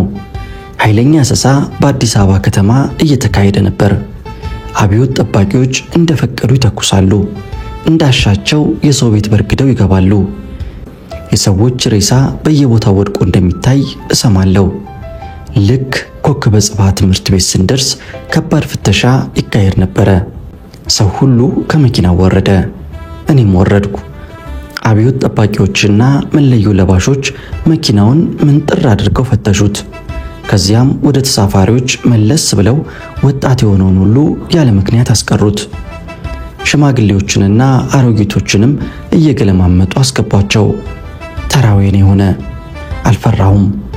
ምክንያቱም አለባበሴ እንኳንስ አብዮት ጠባቂዎችን በቅርብ የሚያቆኝንም የሚያሳስት ነበረ። እጅ ወደ ላይ አለኝ አንድ አብዮት ጠባቂ። እጆቼን አወጣው። ወዴት ነው የምትሄደው? ወደ ደብረ ብርሃን። መታወቂያህስ? አልያዝኩም፣ ገበሬ ነኝ። ገና ማህተብ ስላልተሰራልን ሰው ታሞብኝ ሳላስበው ነው የወጣሁት። የት ነው አገርህ? የረርና ከረዩ አውራጃ። አለባበሴን አይቶ በነጠላዬ መቆሸሽ ብቻ ሂድ ከርፋፋ ባላገር ብሎ ወደ ሎንቺናው ገፈተረኝ። ደስ አለኝ። ግማሹን ተሳፋሪ አስቀርተውታል። መኪናው ጉዞውን ጀመረ። የቀሩትን ኬላዎች እንዴት እንደማልፍ ሳሰላስል ዋናው ኬላ ብረታ ብረት ፋብሪካ ደረስን። ወረድን። ፍተሻው ቀጠለ። እነዚህም የጠረጠሯቸውን አስቀሩ። እዚህ ፍተሻው ጠበቅ ያለ ስለነበረም በጣም ፈራው። ሆኖም መፍራቱ ዋጋ ስለሌለው ራሴን የበለጠ ገበሬ ለማስመሰል በአቋቋሜም በአነጋገሬም ጥንቃቄ ማድረግ ጀመርኩ። ፈታሹ መታወቂያን ሲለኝ የበፊቱን መልስ ሰጠሁት። በተንተባተበ የባላገር አነጋገር ጨርሶ አልጠረጠረኝም። ሌላው መጣና የት ነው አገርህ ሲል ጠየቀኝ። የረርና ከረዩ። ታዲያ በዚህ መስመር ምን ታደርጋለህ? መንገዱ በናዝሬት አይደለም እንዴ? ገንዘብ ስለሌለኝ ግማሹን በእግሬ ለመሄድ በዚህ በኩል ይቀርበኛል ብዬ ነው ስል መልስ ሰጠው። አሁንም እየገለማመጡ ወደ ሎንቺናው ገፍትሮ አስገቡኝ። ደስ አለኝ። ብዙ የፍተሻ ኬላዎችን በዚህ ዘዴ አለፍኩ። ከዚያም መሪ ተሰጥቶኝ በእግር ወደ ባላገር ጉዞ ጀመርኩ። አንድ ቀን ተኩል ተጉዤ የምፈልገው ቦታ ደረስኩ።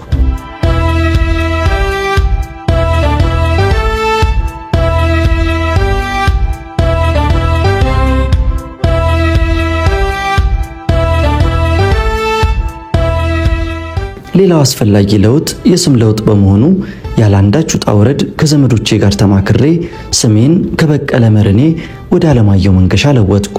ደርግ እስከወደቀም ድረስ በዚህ ስም ስጠራ ቆይቻለሁ። የሄድኩበት ሀገር በጣም ገደላማ ነበረ። በጣም ጉራንጉርና ስልጣን ያልገባውም ስለነበረ ለጥቂት ቀናት ግራ መጋባቴ አልቀረም። በዚህ አካባቢ እንዴት መኖር እንደምችልና ከአካባቢውም ጋር እንዴት ራሴን ማላመድ እንደምችልም አሰላሰልኩ። በቅድሚያ አለማየሁ መንገሻ በሚል ስም ከገበሬ ማህበር መታወቂያ ወጣው።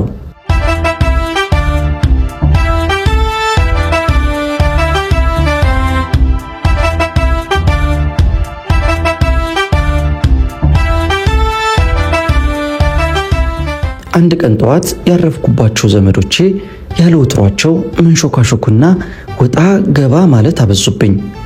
የተጨነቁ ይመስላል። ፍራሽ ያነጥፋሉ፣ ወዲያ ወዲህ ይላሉ። በመገረም ሳስተውላቸው አጎቴ መጡና አሉኝ በአዲሱ ስሜ። አቤት።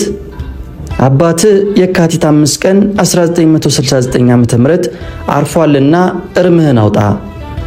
የኔ ልጅ እስከዛሬ ያልነገርንህ በዚህ ምክንያት እንዳትያዝና እንዳትገደል ብለን ነው። በእጅጉ ደነገጥኩ። ምን ገደለው ስል ጠየኳቸው። እስር ቤት በደረሰበት ድብደባ ምክንያት በተለቀቀ በሳምንቱ ነው ያረፈው። ለምን እስር ቤት ሳለው እንድቀብረው አልተደረገም? ተከለከልክ፣ እንኳንስ ለአባቱ ቀብር ሊወጣ ለራሱም ሕይወት ያስፈራዋል ብለው ደርጎቹ የተላከውን ሰው አስፈራርተው መለሱት። አባትህን እንድትቀብር በማመልከቻም ተጠይቀው ነበረ። ያልተደረገ ሙከራ አልነበረም።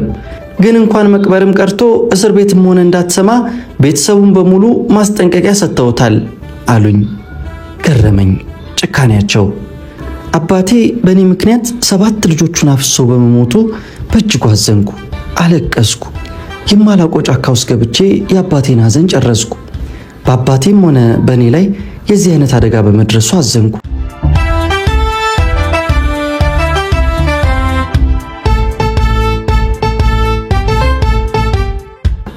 አባቴ የካቲት 5 ቀን 1969 ሲሞት እኔ ደግሞ የካቲት 19 1969 ሞቼ ነበረ። የኔን ከሞት መዳን የማያውቅ ዘመድ አዝማድ፣ ጎረቤትና ሰፈርተኛ ሁሉ በእኔና በአባቴ በተከታታይ መሞት የተነሳ ቀሪዎቹ ሕፃናት ያለ ሰብሳቢ በመቅረታቸው አዘነ። ቀሪውንም ቤተሰብ በገንዘብም በሞራልም ረዳ። እኔም ቀሪውን የችግር ጊዜ ያለ አባትና ያለ ረዳት ብቻዬን ልገፋው ወሰንኩ። አማራጭም አልነበረኝም።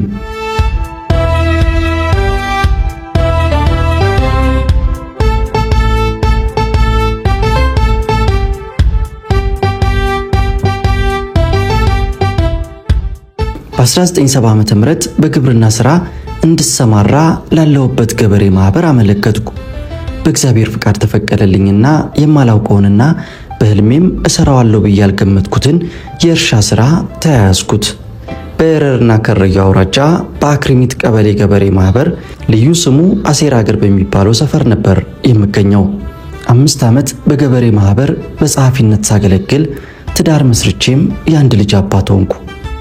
ለብዙ ሰዎች የአዲስ አበባ ጆሊ ወይም አራዳ ገጠር ገብቶ የግብርናን ሙያ ተላምዶ መኖር ይችላል ብሎ መገመቱ አስቸጋሪ ነው የሚሆንባቸው።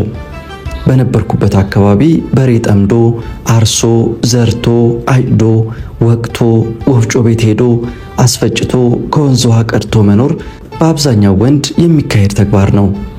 እነዚህን ተግባሮች እንግዲህ ሳልወድ እንድለማመዳቸው ያስገደደኝ ደርግ ነው።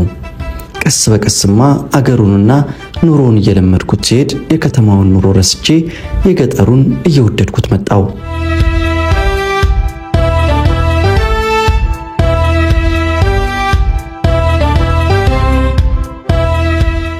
አንድ ቀን የቅርብ ዘመድ የሆነ ሰው ከአዲስ አበባ 200 ኪሎ ሜትር ርቀት ላይ እንገናኝ የሚል ደብዳቤ በሰው በኩል ላከልኝ።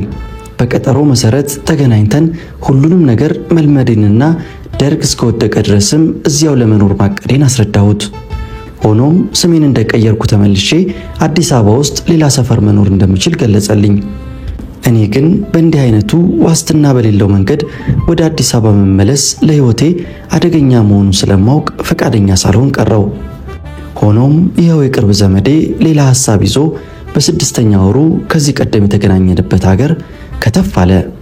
አሁንም ወደ አዲስ አበባ ስለመመለሴ ከወትሮ በተለየ ሁኔታ ተመካከርን። እሱ ስሜንና የቀድሞ ቀበሌን ቀይሬ እንድኖር ሐሳብ አቀረበ። እኔ ግን ይህ ስላስፈራኝ ደፋርና ጭስ መውጫ ያጣውን በሚል ምክንያት ጉዳዩን ግልጽልጽ አድርጌ አመልክቼ የሚያደርጉኝን ያድርጉኝ የሚል ውሳኔ ላይ ደረስኩ። ዘመዴም ባለስልጣን ፈልጎ ጉዳይን ቀስ በቀስ ካስረዳልኝ በኋላ እንድመለስ የሚያደርግ መሆኑን ገለጸልኝ። እስከዚያው ግን ወደ አዲስ አበባ ለመመለስ ዝግጅት እንዳደርግ ነግሮኝ ተለያየን። ይህንን ከተነጋገርን ጀምሮ እኔም ስለመመለሴ ጉዳይ ሳወጣ ሳወርድ ሰነበትኩ። ከዘመዴ ጋር ቀጠሯችን እየተቃረበ መጣ። እኔም አንድ ቁርጠኛ ውሳኔ ላይ መድረስ እንዳለብኝ ተረዳው። ደርግ እስኪወድቅ እዚህ ገጠር መቆየት አሊያም ለደርግ ባለስልጣናት አመልክቶ አዲስ አበባ መመለስ። ሁለቱም አደገኞች ነበሩ። ሆኖም አንድ ውሳኔ ላይ መድረስ ስለነበረብኝ ወሰንኩ። ወደ አዲስ አበባ ተመልሼ ለደርግ ባለስልጣናት ሁሉንም ለመግለጽ። ስለዚህም ቤቴን፣ ዕቃዎቼን፣ እህሌን ሸጥኩ። መሬቴንም ለገበሬ ማህበር አስረከብኩ። የአካባቢ ሰዎች ይህንን ታሪኬን ስለማያውቁ በድርጊቱ ተደናገጡ። ምክንያቱም አንድ ሰው ሳይታሰብ ተነስቶ ትዳሩን ካፈረሰና ቤቱን ከሸጠ ጠላቱን ለማጥፋት ዝግጅት ማድረጉ እንደሆነ ስለሚታወቅ ነው። እናም ከኔ ጋር የተኳረፈ ወሰን ገፍቶ መሬቴን ያረሰ ሁሉ ተሰወረ። እኔ ግን ዓላማዬ በቀል አለመሆኑን በተለያየ ዘዴ ለማስረዳትና ሰውም እንዳይረበሽ ለማድረግ ቅስቀሳ ባደርግም የሚያምነኝ አጣው። በመጨረሻ ለ6 ዓመታት የኖርኩባትን ቀይና ህዝቡንም ተሰናብቼ ስወጣ እጅግ ቅር ተሰኘው። የዋህ ህዝብ፣ አዛኝ ህዝብ መሃል ነበርኩና።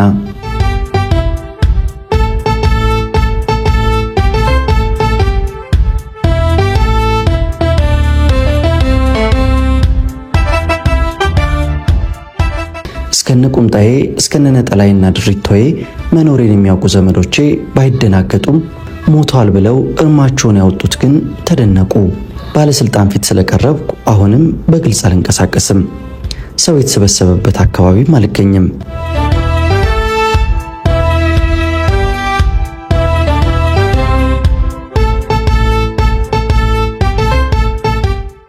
ሚያዝያ ወር 1975 ዓ.ም ላይ ግን ባለስልጣን ፊት ቀረብኩ። ለመጀመሪያ ጊዜ ደርግ ባለስልጣን ፊት ስቀርብና የህይወት ታሪኬን እንደናንተ ሲያነብ ምን ሊወስን እንደሚችል መገመት አስቸጋሪ አይሆንም። ሆኖም ጉዳዩ ውስጡን በዘመድ አለቀ።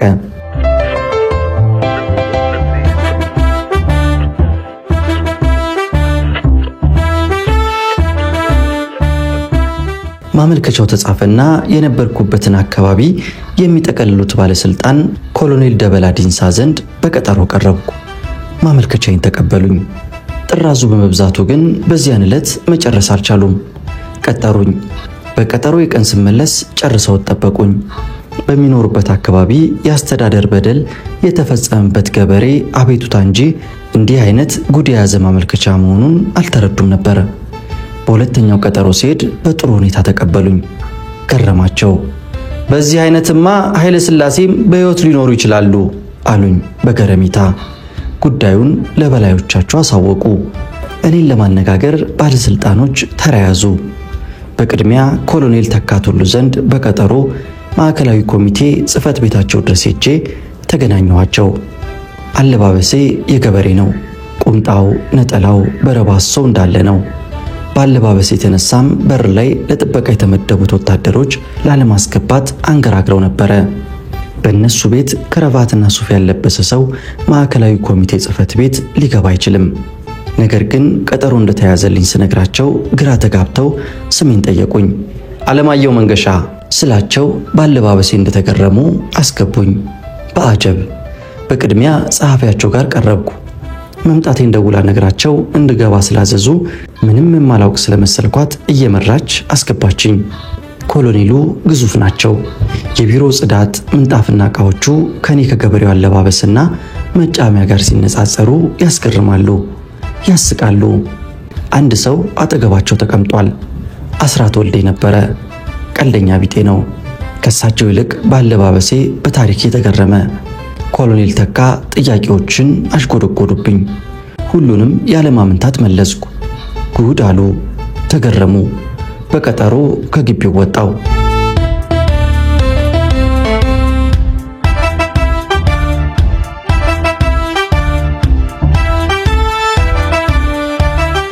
ቀጥለው እኔን ለማነጋገር የፈለጉት የደርግ ባለስልጣናት ኮማንደር ለማ ጉተማ የአዲስ አበባ ኢሰፓ ኮሚቴ አንደኛ ጸሐፊ ነበሩ። ቀጠሮ አንድ ቀን ሲቀረው ግን ከምሽቱ 4 ሰዓት ላይ በወቅቱ በከፍተኛ 13 የቀበሌ 02 ሊቀመንበር የነበረው ኃይሉን ይዘው የጥበቃ ሰዎች እናቴ ቤት ድረስ በመምጣት በሩን አንኳኩ። ተኝቼ ስለነበርና ስላልተጠራጠርኩ በሙታንታ ወጣው። አንደኛው ክላሽንኮፍ ጠመንጃ ደገነብኝ። ደነገጥኩ። ምንድነው አልኩት ባለጠመንጃውን። ትፈልጋለህ አለኝ። ልብሴን ልልበስ ብለው አይቻልም ናውጣ እህት ታቀብልህ ብሎኝ የከነማላዳ ውስጥ ራቁቴን አስገቡኝ። ከዚያማ ከፍተኛ 11 ጽፈት ቤት እንድታሰር ተደረገ። በማግስቱ ከለማ ጉተማ ጋር ቀጠሮ አለን። የለማ ጉተማ ቢሮ ደግሞ እኔ ታሰርኩበት ከፍተኛ 11 ጽሕፈት ቤት ትይዩ ነው። ታስሬ አደርኩ። ቤተሰቤ ተደናገጠ። ያለሁበት ቦታ ስለጠፋባቸው ቢሆንም ባይሆንም ብለው ለፖሊስ ሪፖርት አደረጉ። ያለ ልብስ ያለ ብርድ ልብስ ባዶ ቤት ተዘግቶብኝ አድሬ ጠዋት ለእህቴ እዚያ መሆኔን ስለነገሯት ልብስ ይዛልኝ መጣች።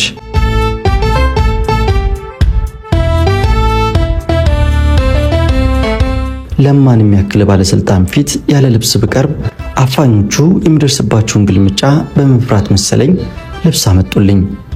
ከዚያ አንድ ካድሬ መጥቶ ወሰደኝ። ወደ ለማ ጉተማ ቢሮ ነበር አካሄዳችን። እሱ ቀድሞ ገባ። ከዚያ እኔ ተጠራው።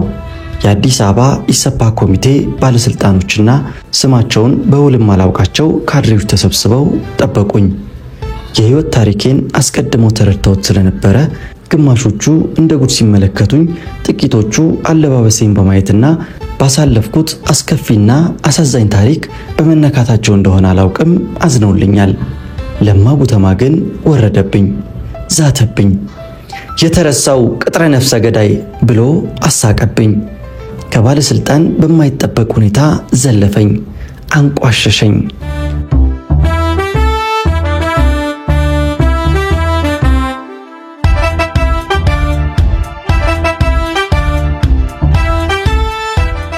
ከባለስልጣኖቹ ለጥቂት ወራት በየረርና ከረዩ አውራጃ ሳለው የማውቀው የየረርና ከረዩ አውራጃ አስተዳዳሪ በኋላም የአዲስ አበባ ኢሰፓ ኮሚቴ የድርጅት ጉዳይ ኃላፊ የነበረው ግርማ ዘውገ ጣልቃ ገብቶ እንደምንም የለማን ድፋታ አበረደልኝ።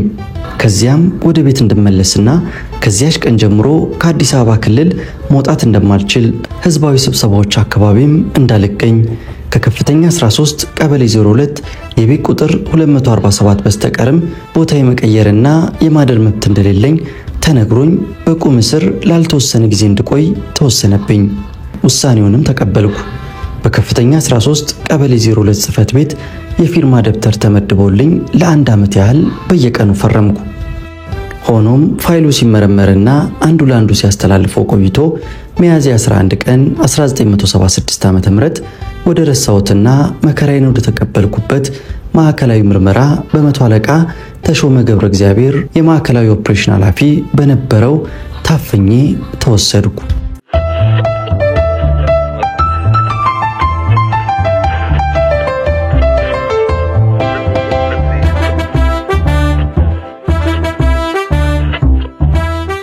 ማዕከላዊ ግን እንደ 1969 ዓመተ ምህረት አልነበረም። ተሻሽሏል። ብዙ ነገር ተለውጧል። የእስረኛው መብት በጥቂቱ ተጠብቋል። እኔም እንግዲህ በተጨማሪ ለ5 ዓመታት ታስሬ የካቲት 10 ቀን 1981 ዓመተ ምህረት ተፈታው።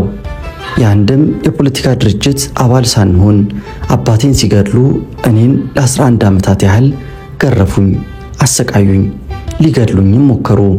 ያን ሁሉ አልፌ እነሆ ዛሬ ከመላው ቤተሰቤ ጋር በደስታ ኖራለሁ። እነ ተሾመ ባዩም ዛሬ በሕይወት አሉ። በወገናቸው ላይ በአገራቸው ላይ ግፍ ሰርተዋል። በቀሪዎቹ ኢትዮጵያውያን ወንድሞቻቸውም ላይ የአካል የአእምሮ ጠባሳ ትተዋል። የብዙ ነፃ ዜጎችን ቤት እንደኛ ቤት ዘግተዋል።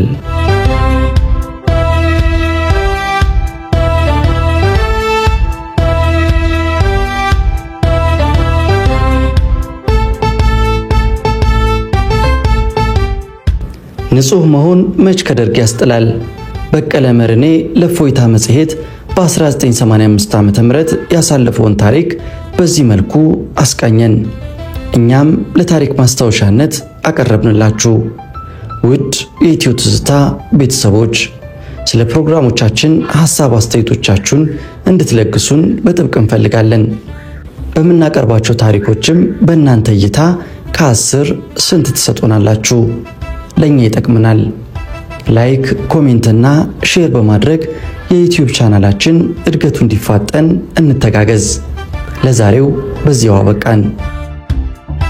ይህም የኢትዮጵያ ታሪክ ነው።